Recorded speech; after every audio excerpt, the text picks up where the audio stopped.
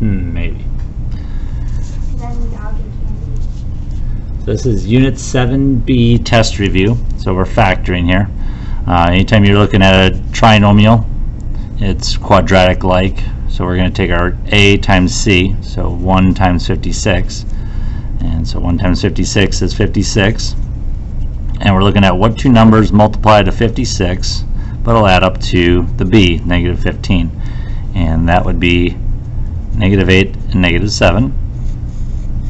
They multiply to positive 56, they add up to negative 15. So we're going to take our B term here, and we're going to split it up. So the A term stays the same. We're going to split it up into negative 8, and it doesn't matter which you have first, negative 8 or negative 7. So negative 8 x squared minus 7x squared plus 56. Now we have 4 terms. We're going to now group the first 2 terms and the last 2 terms together. When you group them together, we're looking for the GCF, the greatest common factor of the first 2 terms. And when we're looking at this, we have x, and the smallest exponent is x squared, so the GCF is x squared. So we're going to divide each term by x squared. So it's x squared, divide the first term by x squared, you get x squared. Second term, you get subtracting here, negative 8. Second grouping, GCF is going to be negative 7. Negative because the first term, anytime the first term is negative, always factor out a greatest common factor of a negative at least. So we're going to divide each term by negative 7. And now it's called regrouping. The greatest common factors go together as one grouping, one binomial, and the other binomial is what's exactly the same inside both parentheses, x squared minus 8. And that is your factors. We would look to see if there would be a difference of squares here. So you square root x squared, but you can't square root 7. And the same thing in the second binomial. You can't square root 8. But they both do have subtractions. So that would, it's close, but they're not quite difference of squares. Alright, number 4. It's already set up with 4 terms, so let's group them. Take out your greatest common factor, which is x squared. You're left with x plus 4. In your second grouping, we have the greatest common factor. First term is negative, so we're going to take a negative and just a 1 out. And now we'll regroup this, x squared minus 1. That's one of your factors. That's the greatest common factor on the outside. And then we have x plus 4. That's our other factor. And here we have a difference of squares. We can square root both terms. So that's going to actually break up into 2 binomials. One, it's going to be x plus 1 and x minus 1, and then x plus 4. So which one does that line up with? It looks like it lines up with C. And that's, I guess up top it says factor each completely. So A is an answer, but it's not factored completely. So that's why. Alright, going to number 5. Alright, this one is actually, there's no greatest common factor here. And if you notice, you can actually square root both terms. So that means it is a difference of squares. Square root the first term, you get x squared. Square the second term, you get 8.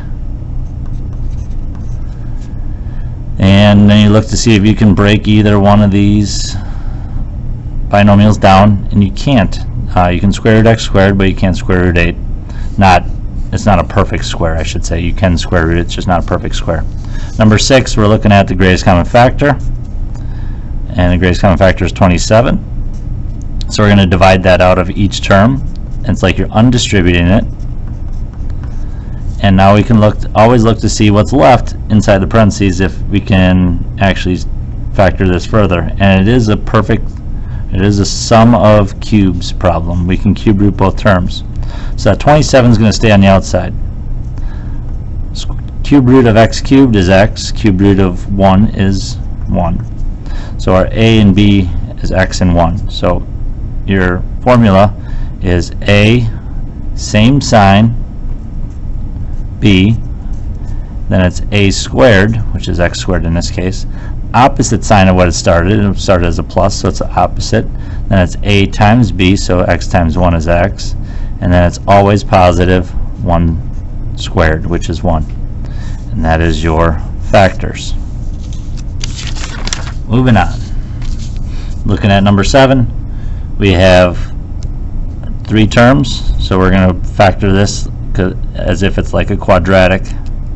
So it's 1 times negative 24 is negative 24. What two numbers multiply to negative 24? That adds up to 2, the b.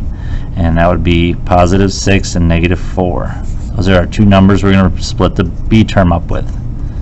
So 6x squared minus 4x squared. Again, it doesn't matter the order of those two. That's pretty cool that it doesn't. It'll end up factoring out exactly the same. So our greatest common factor of the first is x squared, so we divide each term by x squared. So we have x squared plus 6 left over. In your second grouping, the greatest common factor is negative 4. So remember, you always take a negative if the first term is negative. And let's regroup this. We have x squared minus 4. Oh, that looks like a difference of squares problem, and x squared plus 6. So we have a difference of squares. We can square root both terms. Square root of x squared is x. Square root of 4 is 2. One of them's a plus, one's a minus. And then x plus 6. So just highlighting on difference of squares, it has to be a subtraction with a binomial, and you have to be able to square root both terms. Alright, moving on to number 8. Again, trinomial.